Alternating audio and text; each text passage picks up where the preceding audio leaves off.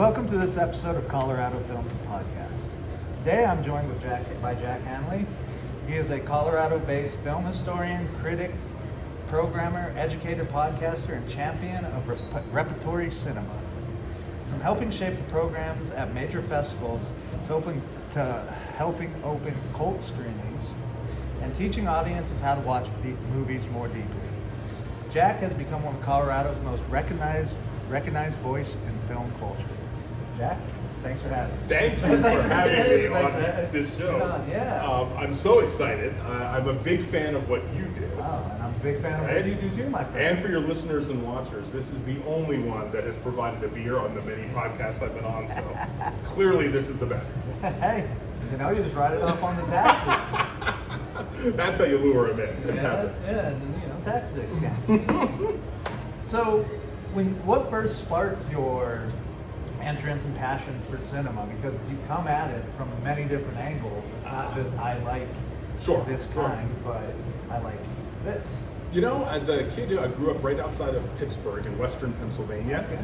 One of the first ones is I had a really wonderful relationship with my grandfather, and we kind of lived a bit long distance. Okay. And I heard stories that when I was as young as 4 and 5, I was enamored of cinema, and I would watch a movie and then rush home to the phone to call him and describe like scene by scene, breakdown by breakdown, like the movie I just watched. I think I did that with Rocky at some point. Okay. And he patiently listened to me just recount the whole thing. But it was like from that age that I realized how much I enjoyed watching the visual splendor of what's on screen and then having a discussion. For me, it's always been communal when we talk about cinema. So I think that was like, weirdly enough, like the first entry point. We then relocated to Florida, and I went to attended some film courses at the University of Florida in Gainesville. All right. And in the course of that, kind of just branched out and just really discovered my passion for it.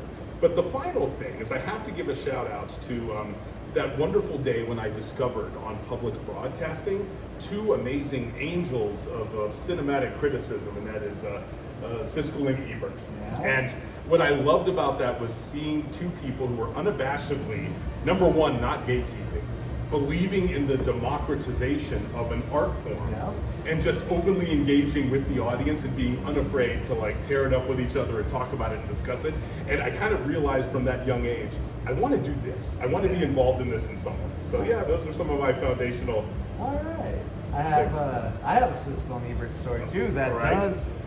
All right, goodness, still recording. I was making it's always worried that we get through this whole thing. We'll just keep going again. Yeah, we'll shut it down. This is the shutdown interview.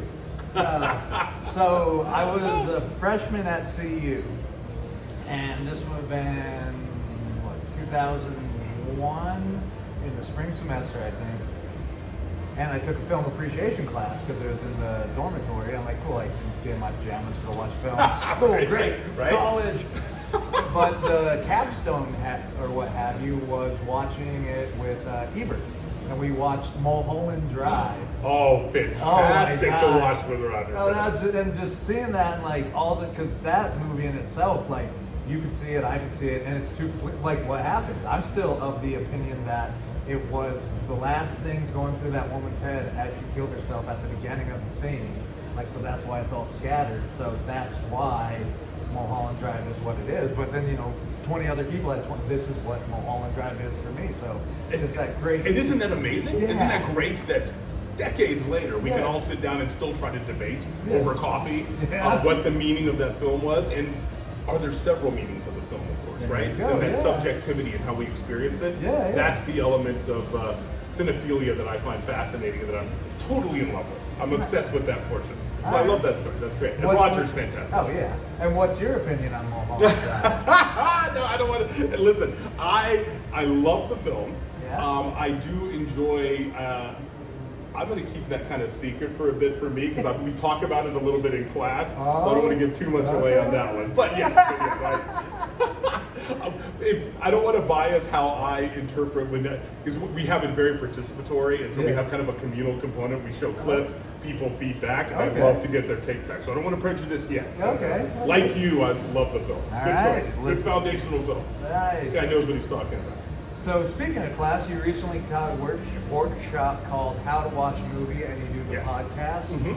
What do you think modern audiences often miss or not seem to see when watching films nowadays versus other times because of whatever reason? Yeah, I think that, and maybe this is more of a dangerous precedent now with streaming where you have certain algorithms that are designed to be like, we want this in the background while you fold clothes, right, or do something else. So it's almost meant to be like, we don't want your full attention to it.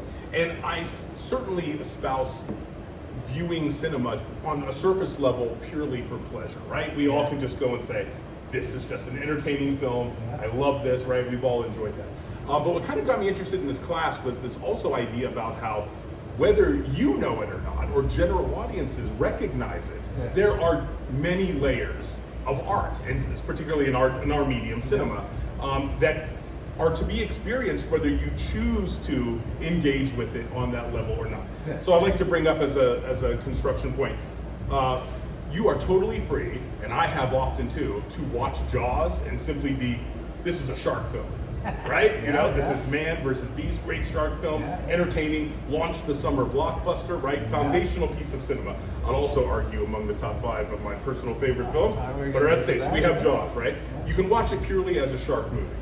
You can then also take a step back and say, well, this is kind of an adventure film. It's kind of like the old, the archetypes of a man versus nature film and how we engage with that. More fun, you can sit back and say, this is really a film about 3 men who happen upon a shark, right? Okay, and then how they bring their own codes of masculinity into the construct, right? Competing modes of a masculine context on the orca and how that dissolves under pressure.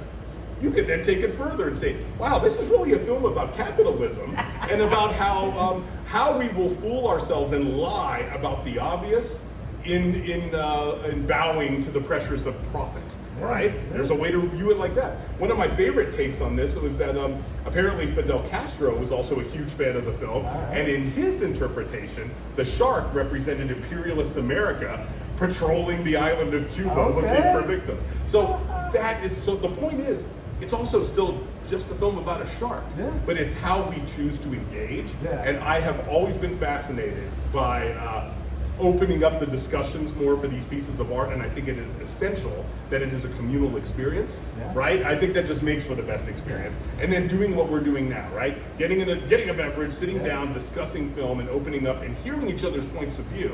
And then what I love about that is I can still have a film that I've seen 20, 30 times, but your perspective on it can be suddenly something that I've never thought of before.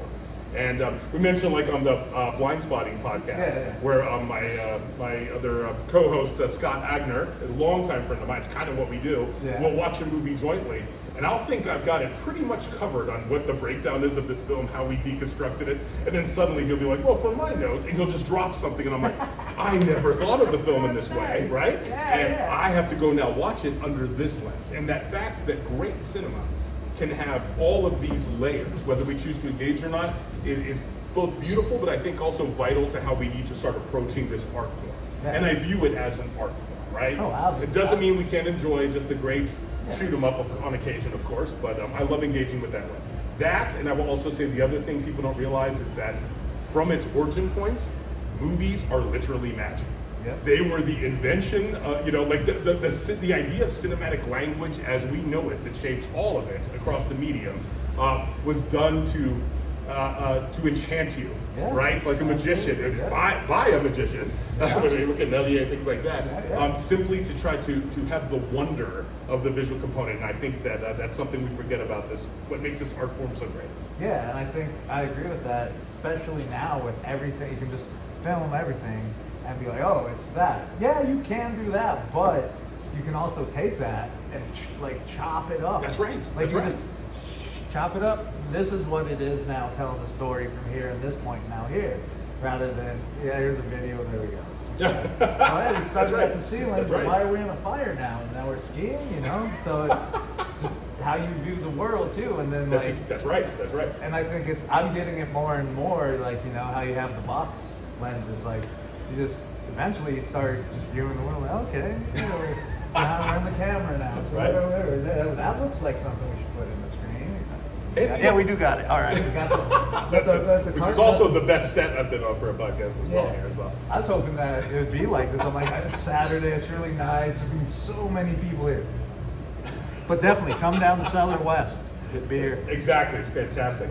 You bring up a good point real quick with that too, because one of the elements within my course, I like to also delve into all the different aspects of what it means to make a film. Mm-hmm. So we have like a section of the lecture will be on direction or cinematography, but even take editing, and we talk about the free association of ideas that happens from how we view these different things in comparison to one another. Yeah. And a lot of people don't realize, take like some of the great editing theories that came out of Eisenstein. Right? And how much of it was from an original necessity where you had the entire nation after war, right? Post-war film industry is just gone. Yeah. And so in formulating some of the world's first film schools there in the Soviet Union and based upon a film theory, they had no money, they had nothing to work with. So part of their exercise became, let's take existing film strips, cut them up, and rearrange them, and see if they inspire different ways and subjectivity of how we view this piece of work. Do I feel differently if this image is placed next to this one? And that, by necessity, exactly what you said, taking these chunks and how we arrange them or rearrange them changes the entire meaning, and that's fascinating. Yeah, because I hear that a lot too on the talking with directors, with directors of photography, and I ask, what's your favorite part of filmmaking? And it's starting, I'm not saying everybody, but a lot of people, editing. Right? Editing's the best part. I'm like, I gotta get into this editing. How has it been to be both a critic and a programmer, change your relationships with movies? It's funny too, because I also add into it with one of my beloved creative partners, Chris Lysing, where also I've come as a filmmaker. As well. I made a documentary film as well with him once as well. So I think it's important that you have all of that. I think too many critics are too easily ready to slash the throats, right, of critical assessment without ever having realized what it's like to be behind the camera, the effort that goes into it, and how the true formation of cinematic language and narrative comes about. Programming is a different animal altogether, and this is where I default back to Roger, who wound up, from my earlier story of inspiration, it was clear that I was going to have to stalk him and meet him eventually. Given our proximity here in Boulder and with the Conference of World Affairs, I was able, and he was a longtime champion of that, I was finally able to meet kind of like one of my heroes there. And I'll never forget too, I approached him, he had a long line of people, and I had a book of some of my film criticism and essays, and I wanted to show it to him. And I kind of come up and I was like, listen, your show was foundational to me, and I really appreciate this moment, and we're discussing it. He goes, I love meeting a kid out there who really loved my criticism. And I said, actually, Gene was my favorite. I agreed with Gene most of the time. Let's bring up Benji the Hunted, Roger, now. Your take. No, but listen, he was delightful, and he got such a kick out of that. We formed a friendship. And later on, like every time he would come to Boulder, we tried to get together. I started a all-day Central and East European Film Festival, which he was gracious enough to shoot segments with me, help me introduce. So he's really foundational. And in that one introduction, an element that Roger said that goes to your question I thought was so important is that he said the role of festivals in particular, but also curators, and if we program, we're curators, right? It's where the new machines have algorithms that try to feed you whatever. Here's what we want you, the corporatists want you to watch. Real film critics and curators, I believe, their job needs to be championing the films that don't have an audience, that matter and are vital, and finding a way to break past that algorithm and get it in the hands of people. Roger looked at me and he goes, not one of my many film criticisms I've ever written have ever made one more person go to see Spider-Man. But if I talk about Songs from the Second Floor, my criticism can help introduce people to that thing. So I have carried that with me as a operational objective, right? It was kind of like that is a passionate code that I have. Our jobs really, where we're most useful, are picking out films that need that help, or filmmakers that need that exposure, or other podcasters and things like that are making a difference in the community. We should be curating that type of content that matters and is instructional and beneficial and getting that to the people. Yeah. So Spider-Man doesn't need any help, right? No, and I love Spider-Man, but it doesn't need the help. We're gonna go see Spider-Man live. Exactly, right? It's Spider-Man. Yeah. Like, we read the comics, you know. I like mine's always Carnage. I don't know if they'll ever. Oh yes, very nice, very nice. Know, and I think the Spider-Man when they had Carnage in there, I was like, yeah, I guess it's PG-13 if you don't ever read what Carnage really is about. Then Yes. it could work. Oh man. So you studied Central and Eastern European history. You do a one-day Central and Eastern European film fest. When is that, and how'd that come about? It is no longer part of CU, but during my tenure there, when I was there, we ran it there for some time, had it several years. We would do crazy things, and I originally, before film was actually just more of a hobby originally. My actual academic focus was in English literature and then Central and Eastern European history. Okay. And I did a specific focus in post-war emerging democracies of Central and Eastern Europe under the Soviet Union. Okay. And so that was kind of my focus. So I lived in Poland for quite some time and did a lot of research there on my master's and thesis work. But so that kind of shaped it. So I kind of wanted to bring that idea to CU, and I then also fell in love with cinema as well, to kind of join them. I am passionately obsessive about the films from Central and Eastern Europe. I think they are fantastic. I think Poland has one of the most rich cinematic film histories of all time, and some of our great directors from there. Also like the Czech New Wave. I particularly love New Wave movements. So from Central and Eastern Europe, right? You have great films like Daisies, radical feminist films, things like that, that I try to really promote. But we kind of came up with the idea, let's showcase some of this cinema, because too often, and you know that because we talked a little bit about some of your like earlier political work and travels. Sometimes, right? And I shouldn't say sometimes, all the time, there is a predominance where we think that Europe means Western Europe, and we try to say, you know, France, Italy, Germany, these are the foundational. And it's like there is such a wealth of amazing culture, especially within cinematic culture, that comes from these areas of what we would now refer to as Central and Eastern Europe. So I was really trying to promote that. Tell you how dorky this film festival was. At one point, we did an all-day, back-to-back screening of Kieślowski's The Dekalog. Okay. Literally, which I don't know if you're familiar with this work. It sounds familiar. So the great Polish film director Kieślowski started off, did some work for Polish television, and he made this 10-film kind of like morality long segment film about the 10 Commandments, and featured each one of them from his crazy, amazing and like, somewhat socialist and atheistic viewpoint, examining the moralities of film. But they're a masterpiece. And if you ever watch like the Criterion Closet, where you'll have celebrities in there, the real ones will be like the Dekalog changes. But if you watch them back to back, it's 10 hours straight. So we programmed them all in one day. We had some Eastern European food brought in by people who donated. So if you're the type of person that can sit for 10 hours straight and watch a Polish morality tale on the 10 Commandments, we're friends. You're my type of people. And Roger was there with me for that, so I had to. You got all 10 hours? He didn't stay for all 10. I was going to say, he's passionate about that series. And I urge definitely, We're putting together, Corey and I, syllabus for you, and that's on the syllabus. Film 1.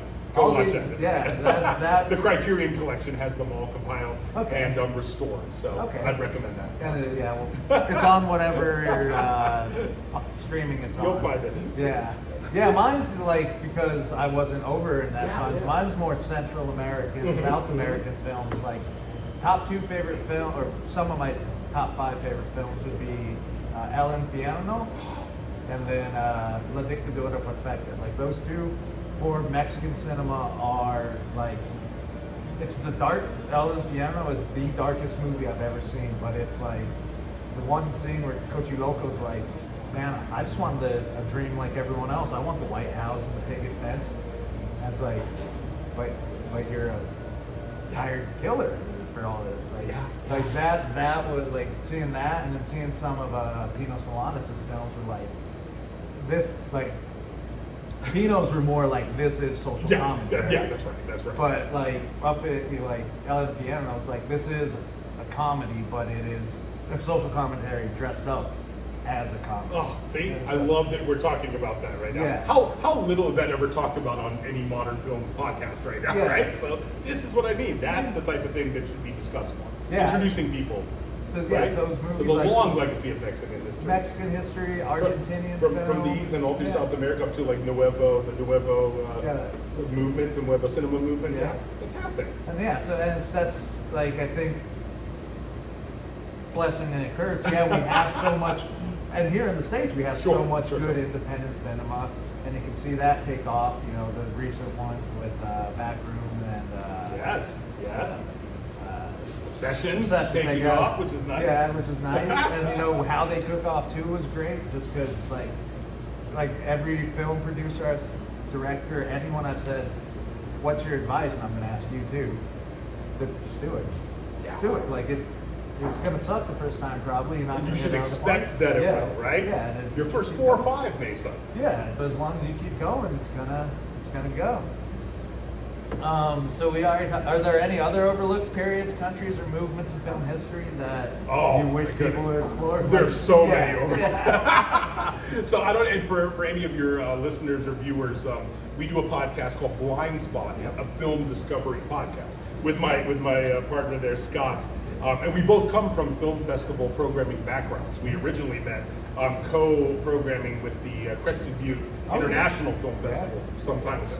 And kind of like we realized, even more importantly than being a part of the festival was us curating some overlooked gems and then making people watch them, forcing them to watch them. Yeah. And then we would have talkbacks afterward where we would engage with the audience, and then we would take it to the bar, have a couple drinks.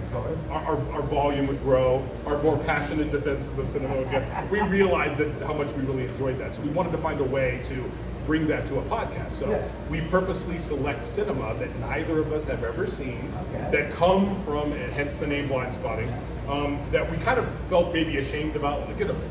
Think about how many films are out there in the entire canon. And then add in all the overlooked ones or ones that were not really given distribution or seen that are masterpieces. And our limited time, right? And not only that, but it's like in the course of film programming, there are years that both Scott and myself and my partner Shay, who you met before, we will watch 300 to 400 films in a year. And when you watch that many for various festivals that you're programming for, you're going to miss sometimes an obvious one. And the idea, this came out of the idea that then you kind of like realize, I guess I missed the boat on this film. Then years pass. And then you're kind of ashamed to say, I've never seen Gandhi, right? Or something like that. But we all have these blind spots. So it was kind of like examining those. And so we've made also a concerted effort on our podcast to really go and seek out films from other parts of the world that also become kind of a cultural blind spot because we're from America. We have a Western, perspective thrust upon us. And so we all had access to things and plenty that we did not get to see. One for me was also the, I'll tell you one that I'm really excited by, and that is the Romanian New Wave. Romanian New Wave filmmakers are fantastic. I would tell audiences to look at that. Basically, any of the New Wave movements, I'm a huge fan of. So Polish New Wave, Czech New Wave, Romanian New Wave are great. Do you have the Flock of Seagulls haircut? But yeah, so I would say those regions are kind of like a little specialty of mine. But I'm branching out and going into films from India that I have never yet experienced. Right, whole pockets of the world where shamefully I'm realizing African cinema. How often are we able to really get we actually featured the astonishing film Black Girl on our podcast, one of our episodes, and it changed my life. And I mean literally where I'm just like, and I would have never even come across it. Most of our listeners even who are cinema minded may not have come across this, right? So, do you know Usman? Yes. Yeah, he's doing the Askanwi films and all that. Like, he's bringing some really cool films, African films here. See, and so therefore telling that story, what you're doing right now, by helping showcase that is far more valuable than any streaming CEOs in their office trying to like push their latest commercial on that. Am I making enemies right now? I mean, you got Nick's hat on. You're done. You're this isn't streaming in San Antonio, right? Yeah, I think it could be wherever. I don't think there's a heated Nick's Nuggets. They have plenty of years of success ahead of them. We suffered for a long time. We'll live this one out a while. Oh yeah, you got it. It's Nick's. Like, that's right. Patrick Ewing was there. Like, he never won one. You can see that. It's like, all right. Hey, as someone who loves auteurs, Spike Lee and I have suffered long enough. So this is about time. So you've programmed festivals ranging from Biff to the Chicago Underground Film Chicago Festival. Underground. Some work with Slam Dance and their Indies Awards. Okay. Yeah. Biff. What makes a film stand out during the selection process? You said, there's a lot of films you like the New Wave, so you have, a style that you prefer. But what makes a film stand out? That's a great question. No one's really ever kind of asked that before, which you would think you would if you were trying to break into festivals more. Ask, like, what are you looking for? And I may be the exception rather than the rule too, because for me, number one, I want to see an authenticity of voice. Okay. Number one, I want to see someone who is passionate about telling their story, a storyteller that is invested in the art that they've made. And that sounds almost ridiculous to say, but you can almost tell when something is being made for the perceived pleasure or critique of others, and when something is a passion project. So for me, it's got to be very personal and authentic. Okay. I'm also a little different in the sense that I would rather see a crazy swing that maybe didn't work over just the mundaneness of just making the same boring thing all the time. Yeah. So for me right now, currently there's all these quadrants, and for me right now, I would argue it needs to be authentic. I like when a filmmaker is bold and have a real vision and are unafraid to say, this is what I'm saying in this film, right? Okay. So I like that over there. That's a big one for me. Yeah, and just anyone that's also unafraid to be innovative in the filmmaking. There is too much conservatism in regards to the technique. Okay. So people that are willing to kind of break pattern, do something different and make me really care about it, those are the ones you're going to remember. Yeah. And I just think of how many films you've watched, you and I have seen over the years that, enjoyable enough, and 2 days later, are we even remembering what happened or talked about? The films that tend to stick in my mind are those type of films that tend to be rather radical. They're trying to talk on big themes. Yeah. They're bold and innovative, and just unafraid director. I like that. Nice. So what do you think of Boots Riley? It's funny enough you say that. Huge fan of Boots over there. Obviously, Sorry to Bother You at the time. And some of our other podcasts that we had made my top films of the year. We spoke exclusively on it. And then I'm affiliated also with the Dairy Arts Center, as is my partner Shay. And in fact, we're doing a screening here coming up on this, I think next Wednesday. It's actually next Wednesday of I Love Boosters, a secondary screening. And we got to see him with the Sundance component, and we got to watch him there. And he was marvelous. But this time we're bringing in a model maker who did a lot of the original models for the film, because he did it without the computer effects and had real things, and he's going to be coming and talking about the film. So I'm a huge fan. See, that's what I mean by that. Is I Love Boosters always, is it a little shaggy at times? Of course, but I will take that big swing. I'll take that innovative passion and having the guts to have something to say anytime over just playing it safe and sticking to film. I mean, so big fan. Playing it safe, party music. like a month before. Does he know? Does he know? I found from that, like, back in the day, that's when I first was like, oh my God, this is how you tell a story. That's right. These are stories. Like, each song's a story. And then when Sorry to Bother You came out, it's just like, that's the same song from the album. Like, that's that story. That's great. So what roles do local festivals play in building film culture and simply expanding screening? Yeah, I think first of all, festivals are the lifeblood of this medium that we love so much going forward, right? Especially in an age, as I said, not that I keep beating this dead screaming horse, but I will, as long as I can.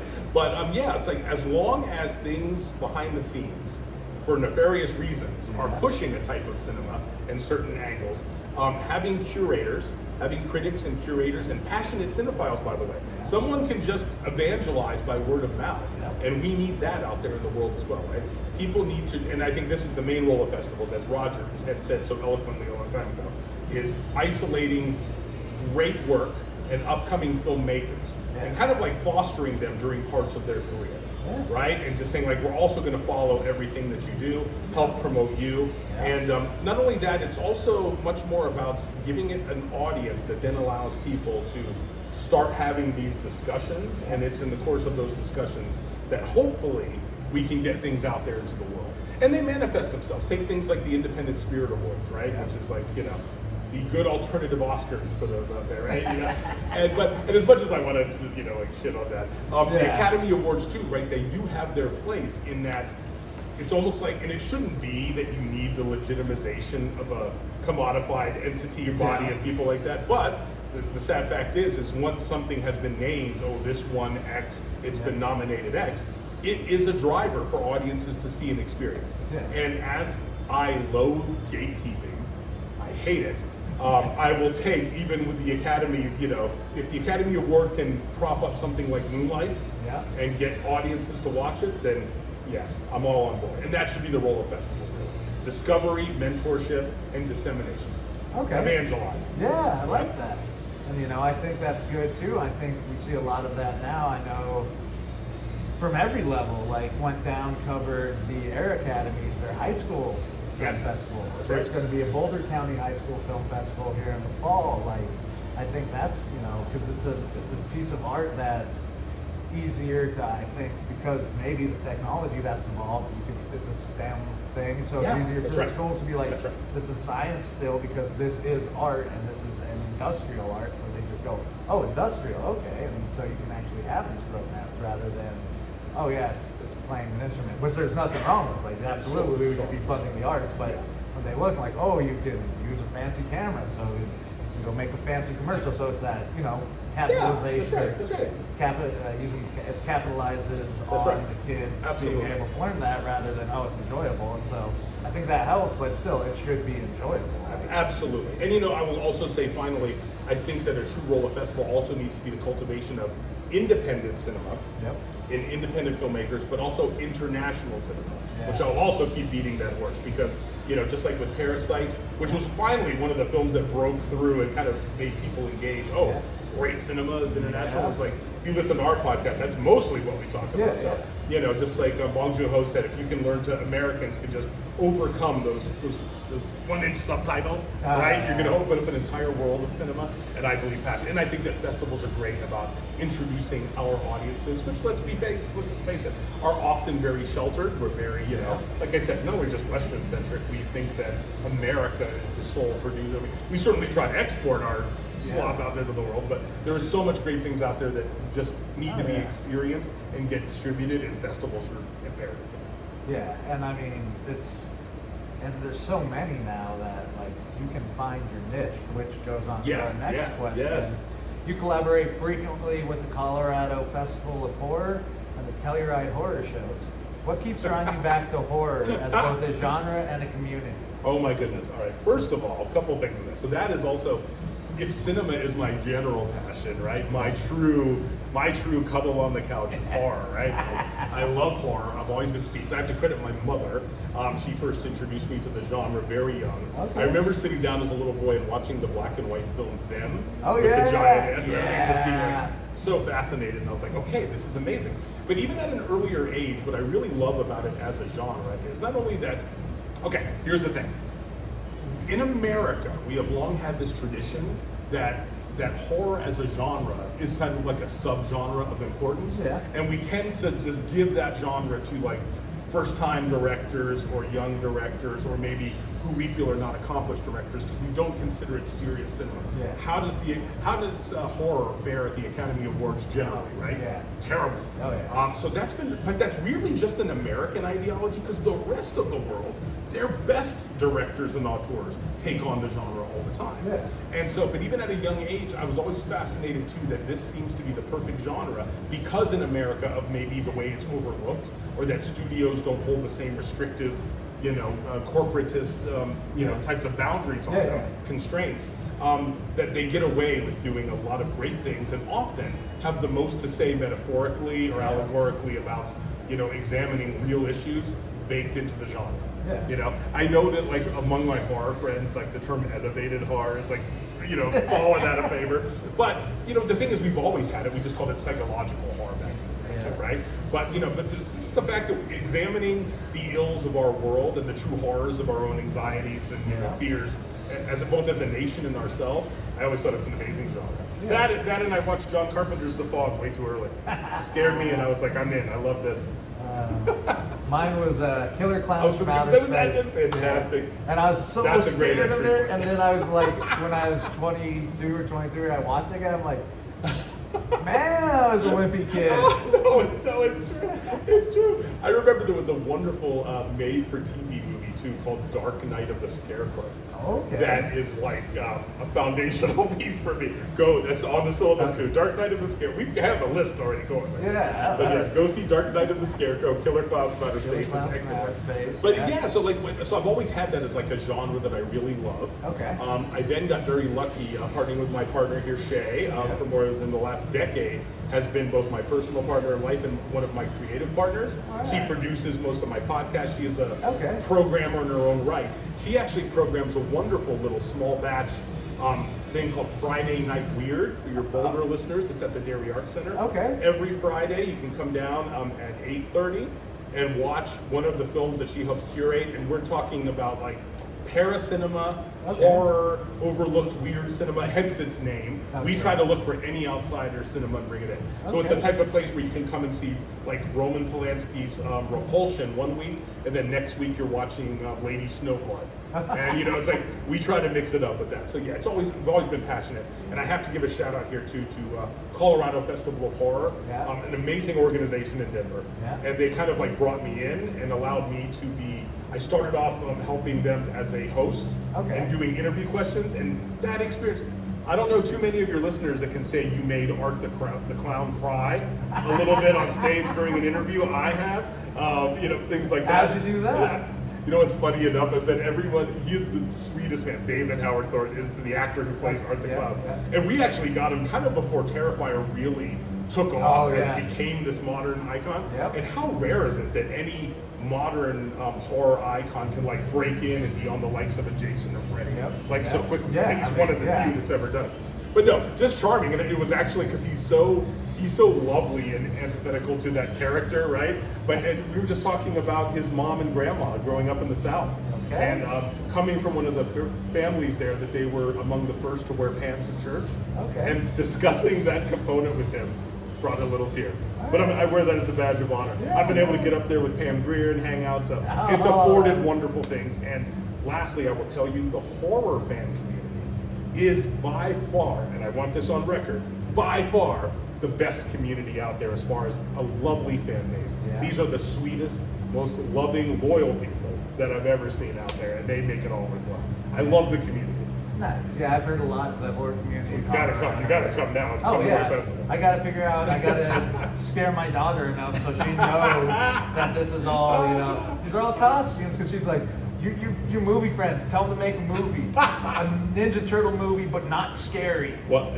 I'm like, they're not usually because she's off Splinter, so she's like, but see, we talk about father-in-law. We both have daughters over there. Yeah. My daughter just turned 20.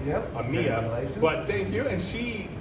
Because she was my kid, sadly for her, she kind of cut her teeth on a different type of thing, but she took to cinema right away. She was the first 5-year-old that like got deeply into German expressionism, I think, ever. She used to go around the house imitating Nosferatu and creating like the shadows and everything.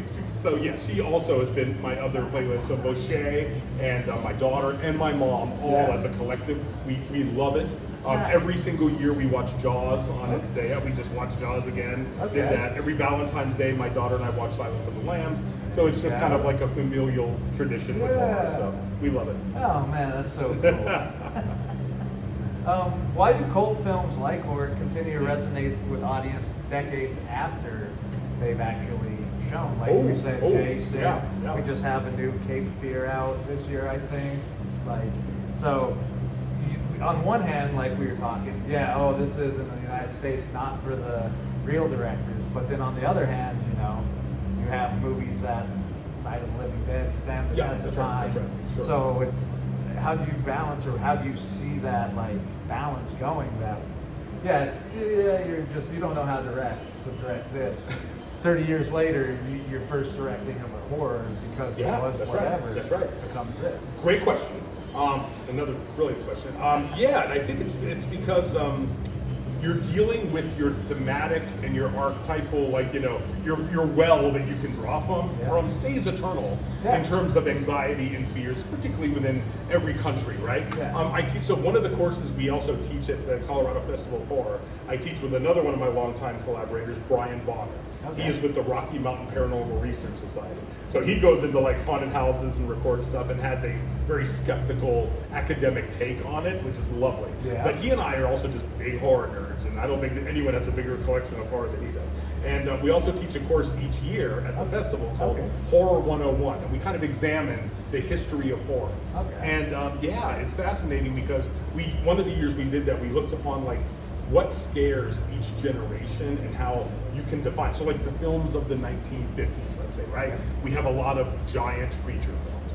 Very clearly, we are looking about fears and anxiety about the nuclear age and about what it transforms into nature and how it comes back to haunt us, right? So, and then you have like post 9/11 horror starts becoming very much centered on like torture porn, right? And our fears and anxieties related to like war and war criminality and our invasions all over the world, all the way up to something where now you've got like with the Jordan Peele era and some of these other films where it's like we're looking at social anxiety that still haunts us, legacies of racism and colonialism and misogyny and how we view that. And so the well is always there. So I think no matter who we keep putting in front of the camera for it is going to always be able to tap into these. So there's a legacy to that genre that we will always be somewhat scared of these things. And of all this subjectivity, I think it's sometimes quite easy to make someone cry. We know how to manipulate generally to make someone cry or even to make someone laugh a bit more.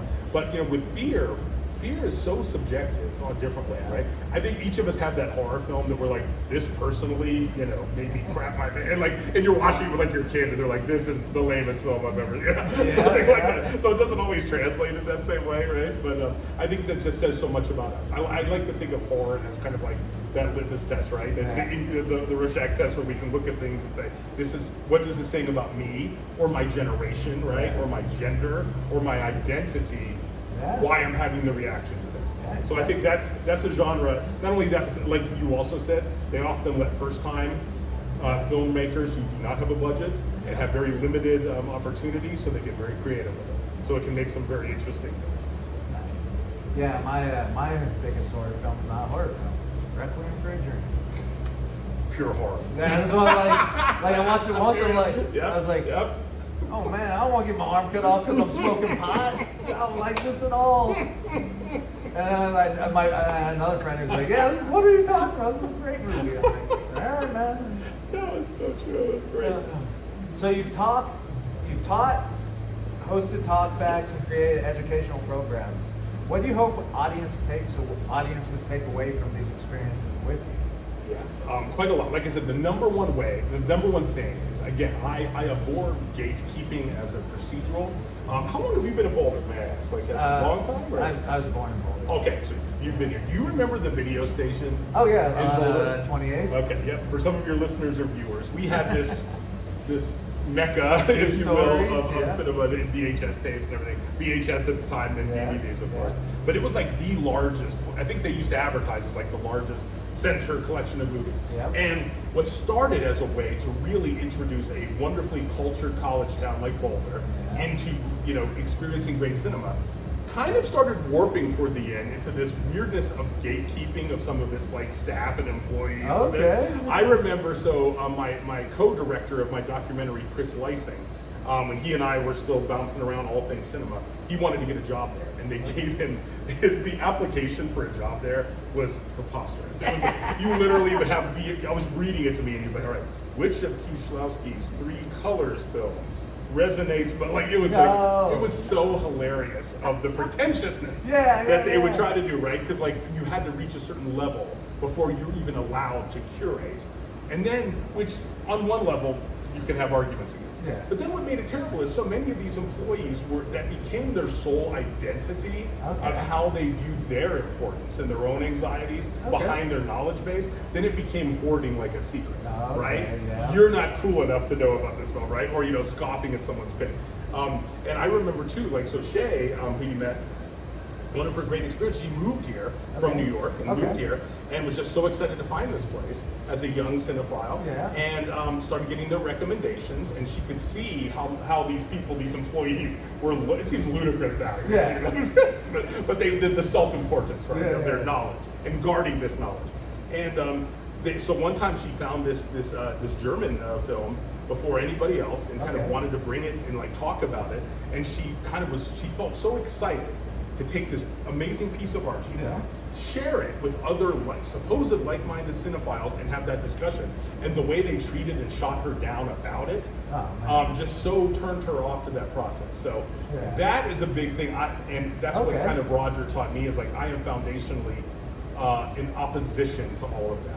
That's what used to make the Siskel and Ebert show so great. And I am always a fan of people who have great expertise but want to democratize it to allow everybody in, right? I like to think of people, let's take it in other fields, people like Neil deGrasse Tyson, right?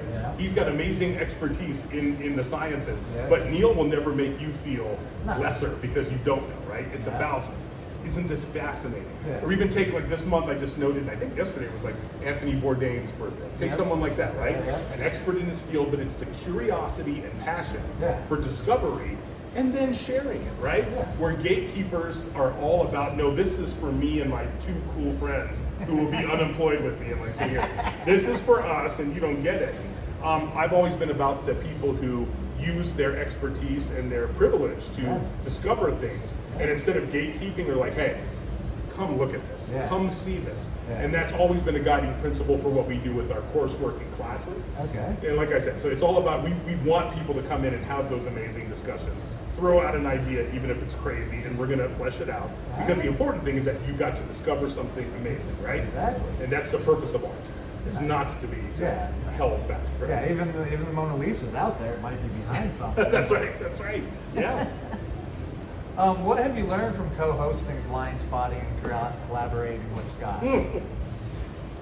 First of all, that Scott is such a musical nerd of high proportions, and I love him dearly for that.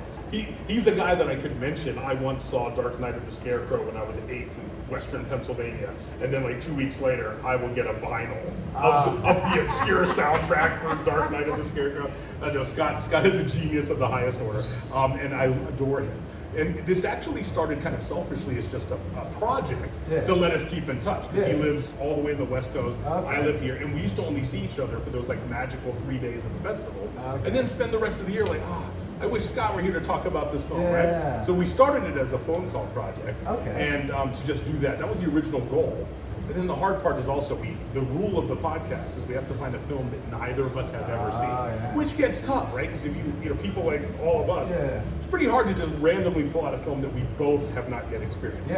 Curating that was amazing. But the biggest lesson I took from this was how I did think with the project, sure, I'll maybe find some good pieces of cinema in this project. I had no idea how many are now in my top 5 or top 10 of all time films that I've seen. And then just realizing, you gotta go check that out, right? Like, this is the deal that we argue on our podcast, that there is no shame in having a blind spot, right? For a million reasons, sometimes you just may not have seen E.T., you may not have come across it. Everyone has their reasons for having one. If there's any shaming to be done, and I'm not a fan of shaming, but if there is anything, it's that maybe to be curious enough to go out and find it, remedy it. It's never too late to go admit to someone, will you watch Heat with me? I've never seen Heat. Or something. And let's sit down and put it on and watch it together. So what really taught me that, though, is how much amazing cinema is out there in the world that we've just not had access to because of distribution or time or the way it was, kept at the time, and how meaningful it can still hold up to anything that's out there right now. I'll give you an example. Beau Travail. We watched that film as an episode, and I never in a million years thought, okay, I thought this would be probably up there. But we turned it off, and we were just transfixed. And our producer, Shay, we were like, this is in our top 10 films ever of all time. And this has been out there for 20, 30 years, undiscovered for us. So that's the greatest lesson, is it's never too late to find the actual favorite movie. All of, we play the letterbox game where these are my 4 favorites or something like that. There's out there right now a favorite that you just haven't experienced it. And go search for them. That's the Yeah, I like that. It's that thing, always right? learning. Like, Yeah, you have to just always be curious. Yeah, always be curious. What we talk worldly and all that, but let's locally. You have in Lafayette a film box. Like, tell us about that and what got that started. All right, that's a deep cut. So this is an amazing interviewer, ladies and gentlemen. I'm glad to listen to this show. Yes, so there's a little blockbuster project. And basically this is from a nonprofit organization that came up with the idea. And again, if you're Gen X folk, that we all remember that magical time on a Friday night when you went into a Blockbuster video. Yeah. My parents used to hate it because I would just wander for hours. Think of how many film impressions you had just from like a VHS cover on a box, and you were just obsessed with like that. You knew nothing about it, just the visuals, right? Yeah. And then they had the whole wall in the back, and it's like, these are all the new ones coming out, and you look behind them, you're like, they don't actually have the movie, it's just the cover. Yes. So you get all excited and you're like, oh. But especially when you're young too, and it's like maybe you don't have your car, you're not old enough yet to go experience it. Just having that kind of like mecca where you could look at everything like that and just have an experience was just overwhelming. And I always thought that was lovely. And part of, we understand how commerce works and that it was never that model couldn't last forever. But what I think you're seeing now, and this is where I'm very proud of, is I think there's a deep connective tissue between Gen Z and Gen X, because we raised them shamefully and gave them all our weird quirks. That's a reason my daughter now will only watch the original Texas Chainsaw Massacre like on film. I'm like, it's so snobbish. But I'm like, because I kind of raised her to do it. Like, but what that generation has learned to appreciate though is like the tangible again. Yeah. They remember like the whir of putting in a cassette tape from their parents, us playing vinyl, us putting, and I think that they're tired of this idea of just like the instant gratification era of how to get things. Having something real and tangible again kind of is exciting. So it got me back into it, and I realized, oh my God, I gave away so many things back in the day, right, when I converted with technology. And so this nonprofit, and you can go find them out there. Lafayette, we have a little box, and it's done up like a little Blockbuster video box, and you just put in movies. And it's free for the community to come and take what you want, and we urge them to leave something back. And so I kind of made it a little project of mine to just go out and try to help with curation there. Because let me tell you something, having a box, opening it for the first time and seeing two copies of Battlefield Earth, it's like, no, this needs some help. So we kind of just like blind spotted. What's wrong with Battlefield Earth? Enough only for one. One copy was all this needed. But we kind of took that same principle to this box locally. Let's bring some maybe like curated cinema that not everyone's seen and kind of throw it in there. And we hope people have been enjoying it. So that's just a little fun thing to do. All right, that's so cool. Yeah, I saw that and I was like, you gotta talk to this guy. That's what we said. Like, that's enough. Yeah, I gotta talk to this guy. That guy has no friends. No, that guy has plenty of friends. Like, the good movies, like, you don't have to be a snob about it, but you do have to know, like, I've seen some good movies. It's like, The Studio, where there's like, I've seen more movies than you. You don't have to go that hard, but just have that confidence that you know that. So we're going to have Sundance coming here next year. That's going to be fun. They're already doing wonderful things in the community. I think If Sock actually had the first showing, it was last year's shorts and indigenous shorts. I got to see that down there. If Sock, great society, great things down in the Springs. How do you feel that will change Colorado's film landscape, and how do you see the film landscape and what we got going on here now? Excellent. All right. Well, on one level, there's always, the doomers that are like, oh my goodness, when will this do to the infrastructure? Is Boulder ready for that? And I will argue, because I'm also a historian first, alongside with film, and when I pair these two paths, I'm like, Boulder has always had such a history, a rich history of cinematic curation and discussion, so that I think that this is a natural evolution for the city. Sundance will do amazing here, and we're going to adopt it very quickly, and we should, given our history. I mean, people don't realize like the Chautauqua, Colorado Chautauqua, brought one of the first motion pictures ever. It was like early, mid 19th century. We were already showing films here. But unlike just showing them for entertainment or spectacle, like was done in all the other major cities, Colorado Chautauqua was in the business of, we're going to show you a film and we're going to talk about it afterward with the community. Yeah. So we've always been kind of like engineered from the beginning for that. Yeah. To just be like, we appreciate it as an art form, but we understand it's first a communal experience, and then also that it's open to deconstruction and subjectivity and looking for the deeper layers. So that's kind of in our DNA. So what better place than Sundance to come to, right? That, and we also forget the legacy of the university, my alma mater here at CU, right? Foundational filmmakers, experimental filmmakers that we've had over the years, from Trumbo to Stan Brakhage, right? We have a legacy here of great cinema and wild artistic artists that also have been championing the cause. Yeah. So I think all of that just blends perfectly. And we have some great things. We have the International Film Series that's out of CU that runs over there. Small Batch Place is a program like the Dairy Arts Center that shows it, which is like the only continuous running art house theater in Boulder. Yep. All these small batch programs. So this town is ready. I'm excited. I'm so happy to come here. And tell us about Evil Cheesy Rides Again. How did that documentary come together, and what can the audience expect? Well, they can expect that it's still in post-production and wondering why the hell is it not out. I had that written down, but I figured I'd take it easy on you. No, it says on the paper, you are too slow. So basically, I was working my way through grad school here. Okay. I was bartending out in a place called the Lazy Dog program. Yeah. And I used to see this kind of long bearded, bent over guy in a hat kind of wander the streets often from the window. But then I was warned by staff, like, don't ever let that guy in. He's crazy. And and so immediately my attention was being like, where's that guy? And then kind of discovered that he was this local legend in Boulder, a fixture throughout the 70s. And he was kind of like Boulder's answer to Evel Knievel. Okay. And so his name was Terry Cheeseborough. He came from a family and basically did his own motorcycle stunt jumping. Had a cape, had a costume, and started doing these unrehearsed street spectacle jumps all across Boulder for a time period. Oh, okay. And like, so there would be like an old bar down on Pearl Street. Yeah. And suddenly, like, people would get word out, Evil Cheesy's coming, and they would like set up these big bins, and he would just bring his motorcycle. Everyone would block it off. He would do an illegal jump. The cops would come. Everyone would protect him and hide the bike. And he just did crazy things like that. So I became immediately fascinated that we have this bit of history here, but also just to see, Cheesy later on has some dementia issues and things like that, and just his story.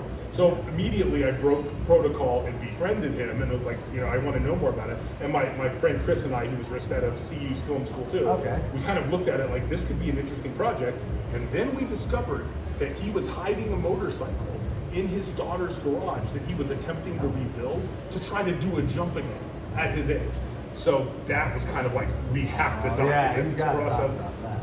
And then we were just kind of, so it was an amazing process, but then suddenly his health failed so quickly that he was institutionalized and passed away before we could finish the documentary. So with that bit, kind of also realized this is a different type of story than what we intended. So we did have a premiere, speaking of, at Chautauqua. Okay. We did premiere the film several years ago and let some people in the community see it. We're still playing around with some different ideas of post-production. Again, this is kind of what I say about critics. You want to talk about, critiquing a film, make one and kind of see what it's like to do that. So it gave me a fresh perspective and a newfound respect. So, That's it. And I haven't heard it, but I definitely I want to see this. There's articles about it. We had one screening and talk about the need for editing. Our original cut had to be like 3 hours long or something ridiculous. So we're like, we have to cut some of it. So it will eventually be out there. Nice. Yeah, I can't wait for that. It has been seen as a tribute to Terry. Evil Cheesy, a Boulder fixture. Are there any dream projects, retrospectives, or festivals you still love to create? That is an awesome question. Well, one of ours just got revisited because all the work we've done for all of these other festivals, we soon began, my little collection of co-conspirators, as I call them, we all kind of realized we should be doing this on our own, right? We would really, especially for our eclectic taste, we wanted to have it. So through Colorado Festival of Horror. Okay. Where, so I'm over there like, doing interviews with like Art the Cloud and things like that, and becoming part of that family, and they were so gracious. And I kind of came to them and said, genre film festivals need a home, and there's not enough of them. Could we start a short horror film festival under this blanket? And I don't know what compelled them to say yes, but they're crazy enough to let us do it. And it was we did it last year. Was our very first one. Okay. And we had an entire day block of programming of cinema, and it was an astounding success. Every single one of our screening blocks had to turn away people. Okay. So it was founded by myself, Brian Bonner, Shay Westcott, and Zach Eastman and Art Zepparella, and we kind of just put this whole thing together. And so it's like for us and our community. So being able to say we have created a film festival and ourselves get to come out and find young filmmakers, try to prop them up, try to get them in the world.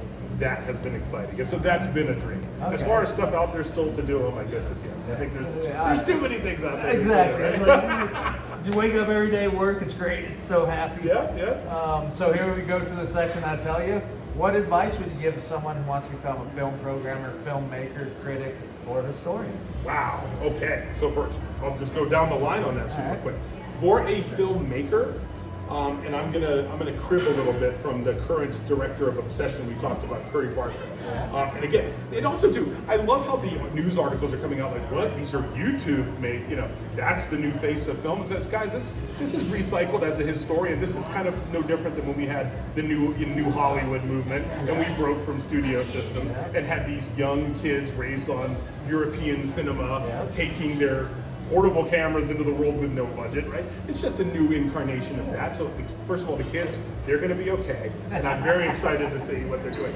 But Curry specifically, he came off as a YouTube creator. And made a lot of shorts, some of them great, some of them not great.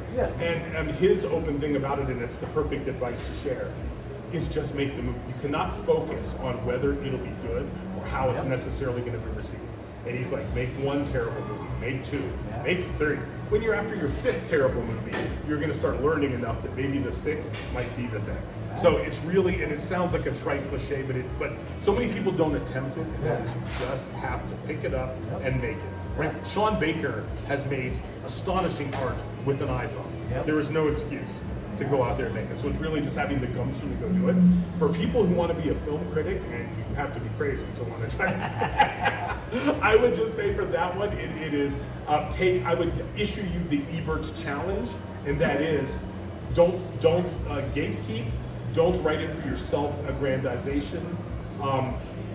If you appreciate the art form, then your real job is not to be pissy about things and try to leverage your sense of importance, right? With your prestige, and that's not your job. Your job is to discover, find, curate, and then evangelize great films and great filmmakers and film movements for the medium that you love so much. So, and if that's not your mandate, stay out of film criticism. Okay. We have enough people trying to dogpile that we don't like female-led superhero movies. We don't need any more of that. I don't need any more of those guys. We need the people who find this amazing young filmmaker from South America and say, have you guys seen this film? That's what we need. So be daring and bold, and also we need diversity. There is enough from the canon, just like literature, name any other canon, of just like older white guys talking about it. We need the diversity to open up and bring in everybody who loves filmmaking from every walk of life. And I understand that too. As two older white guys are talking about this, but what is the encouragement of getting everyone else into the industry? Too, because and those stories, we can't tell. That's we have exactly no right. frame of reference to tell it. Thank you for saying that. I will say that. And then the last thing, and this is where I want to throw some love back to you, Corey, because it's also about being passionate. All of these are anchored by passion. And I found that of the traits that I personally have always been attracted to, whether it's people I work with, people that I'm in relationships with, people I want to hang around with, people that I go on the podcast with. If you don't have a passion, I kind of am not that interested all the time, because I think that has to be foundational. But take that passion and actually do something about it to try to affect a change. And I really hope that your viewers and listeners appreciate you are serving such an important facet in Colorado's film scene. And I went down when you first invited me here. I started watching some of your pieces, and I'm now like, oh, now I know this person, and this is someone great. That cobbling community is the best thing we can do for this medium we love so much. So your passion and also your desire and discipline to actually make your videos and do these. And this is not easy, everyone. You have to sit and listen to people like me drink beer and talk all the time. Well, I'm waiting because you can see he's still. I'm like, when we get in the second beer, like we'll wrap this up. No, it's so important. And so I would say, yes, you have to have a passion and just love it. Yeah, what's not to love? You have to interesting people doing amazing things, telling amazing stories. And that's exactly at the end of the day, we're monkeys that can tell stories. So tell a good story. Please do that well. All right. So you work with Bodek, you work with the Dairy Arts. How I mean, the importance of that is unstateable. But how could you state that in a way for people to know? Like, because it's, we know of this, but the wider community might not. Like, how would you sum up what you do with these independent cinemas? Yes. So again, I believe that if I'm going to give my time and my energies and my voice and my advocacy, I want it to go to the type of places that are independent, like I said, that embrace and celebrate diversity in every possible form, that are on the right side of history in their viewpoints and who they champion, right? Yeah. And so when I find these little places like that, and by the way, you all can do exactly the same thing. Put your money where your mouth is on that. Find those type of places and then get in the community and champion them. Right. And really, that's what's funny is because I get introduced a lot when we did a thing where like Lionsgate Films brought Brian and myself out to do a big talk about the long walk. Okay. We had special screeners, we had a whole thing. And so they were like crafting this long bio, and I kind of look at it and I'm like, oh my goodness. You really could, I think, sum it up very quickly and just say, Jack Hanley, filmic cheerleader, right? Because I think that's kind of like what I like to do for them. The whole reason we have this class, even, this How to Watch a Movie coming up, which starts on July the 13th. Okay. Is the first class. It's a 9-week course where we go once a week. We have it, and there's tickets still available on the website. So if any of you are still here and can tolerate this after listening to this, come and buy a ticket because I would love to have you, like-minded, passionate people in the dark, talking about cinema, right? So that's really, but it's always been about like, isn't this wondrous? And come with me and let's talk about it further. That's how I sum up what I love to do, more than anything. Come to a world of pure imagination. As Wonka that earlier. All right, so some fun questions. Top 5, that's brutal. With make it soft. Make it soft. It doesn't have to, number 1 is this. Some films, the top 5 films. And Corey knows this. Any true cinephile, like you hate those, like you're like, I can never limit the 5. But here's I will say my current 5 at the top of my head. I've just been kind of passionate again. Again, Jaws is just an eternal classic. Maybe one of the most perfect films truly ever made. I challenge you to go back and try to find something to cut out of that. Right, perfect film there. That one's on there for me. I am such a huge fan of Night of the Hunter. Charles Lawton directed film. That is his first and only directorial stint, and made this masterpiece of psychosexual drama with amazing performances, but also an adjacent horror film. I also consider Night of the Hunter also sheer horror. There's real moments that are just like Big Bad Wolf, straight on. So that's fantastic. So that one's on my list. Oh my goodness, so many. I think that, I spoke about it earlier, but like Repulsion, Roman Polanski's Repulsion is, despite its problematic filmmaker, is a true piece of feminist art. The art itself, I would hold, it is feminist in its viewpoint, and also it is radical. It is an astonishingly great film. Not enough people have seen it, and I urge everyone to go see that one. That's on my list right now. One that if you want me to corner you at a party and waste 4 hours of your life, Die Hard. I will find a way to explain to you how Die Hard is radically diverse on racial representation in a different way, how it is Europe's answer to American toxic masculinities under Ronald Reagan. I'll go deep on Die Hard. Have you been to the church? And it's also just a perfect film. I'll just say it's also one of those great films over there for it. I'm No, sorry. it's Die Hard 2, sorry. Yeah. Die Hard That's 2, Die Hard was, 2. part of it was That's filmed right, here in that's right. Boulder. That's right. Yeah. That's right. But no, Die Hard is fun. Again, I'm just throwing some of these out there. Yeah, but yeah. I have the bougie ones over there. Like Scott teases me all the time because my good friend Zach Eastman, who also does the Yesteryear Ballyhoo Review podcast, which centers only on older cinema. Okay. He and I once set a record on his podcast. We talked for 5.5 consecutive hours about Citizen Kane and the majesty of Citizen Kane. So I still think that holds. And then let me give you kind of a new rare one from the region. There was a film that came out a few years ago from Ukraine called The Tribe. And the essential, conceit of the film is that it's kind of like a neo-Western done in an orphanage for teens who are deaf in Ukraine. The entire film is done only in Ukrainian Sign Language. And it's kind of like a neo-Western allegory about abuse and misogyny in these schools in Ukraine. And it's just a masterpiece of cinema and filmmaking. I love this film more than anything, and what also makes it such a great experience is they provide 0 subtitles. So you are getting the entire film from watching the visual language of the film. And then what makes that unique is you and I, Corey, can watch this together, and each of us have kind of seen a different film, right? Because it's our interpretation of it. It is a sheer masterpiece. That, and I'll always go back to Charlie Chaplin as well. I think Chaplin is one of our most foundational filmmakers of all time, right? Like City Lights, come on. City Lights, like The Dictator. Yeah, I still, nothing delights me more than watching that type of cinema, right? So yeah, those are just some of my currents I've been playing with. All right.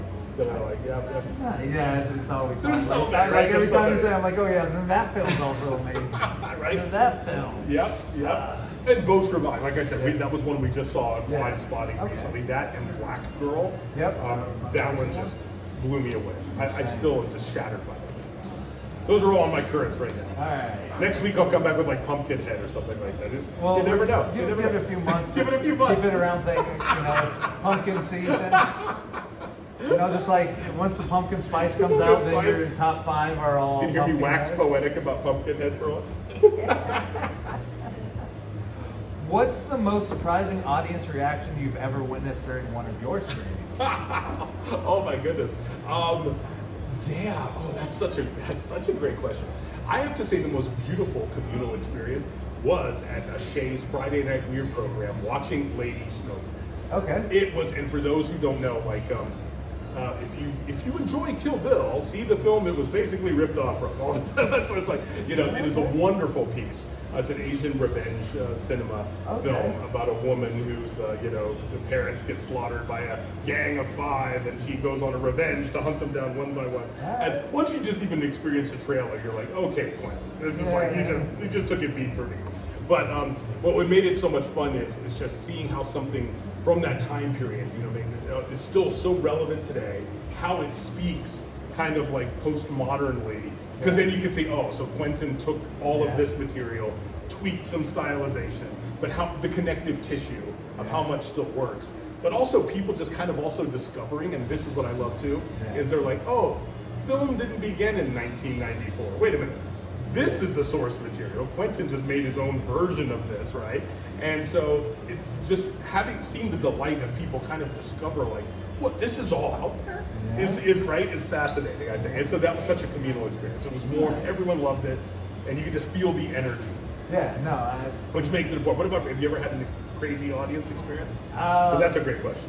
Yeah, no, I mean, like I was saying with Ebert, when we were watching it at CU, like, it was, so it was all the film class, and we were all young, and then we had the community as well, because it wasn't just us, but we were like, whatever. We got to sit close to them because it was our class, and we felt cool.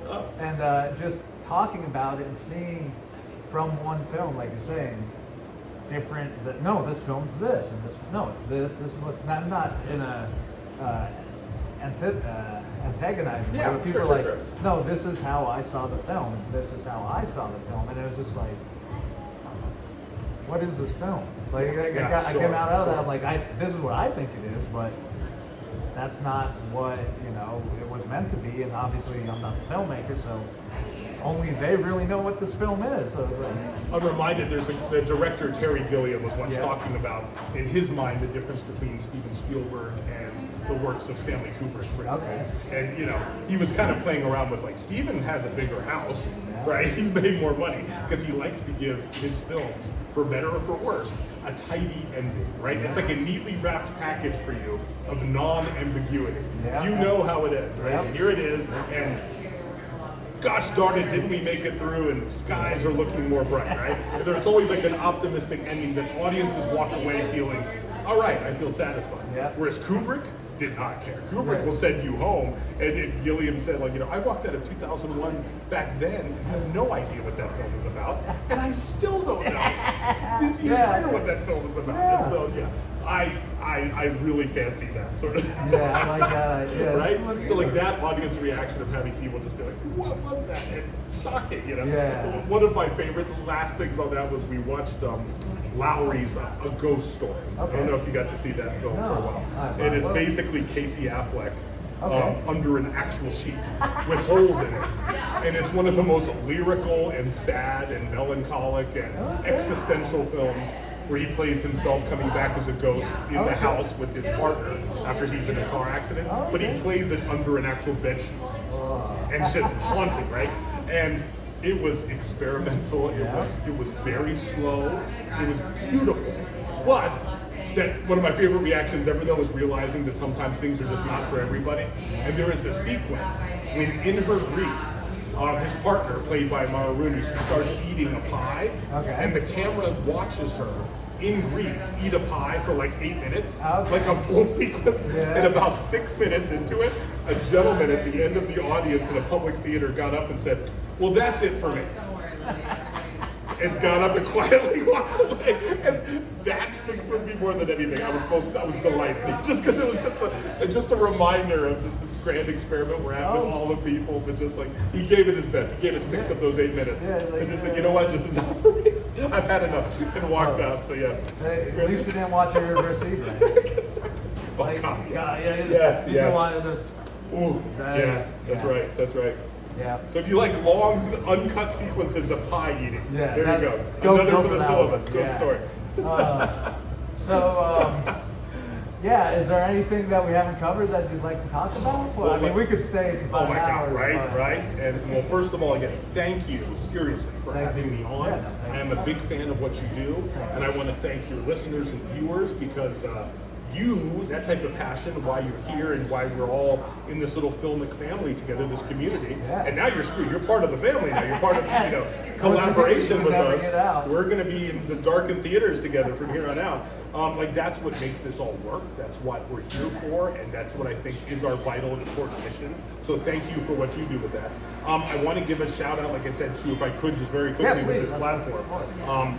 We have the Dairy Arts Center, which is Boulder's astonishing home for independent, international, and, how did Ebert like to say it? It's the type of movie that you're not going to see at the multiplex, right?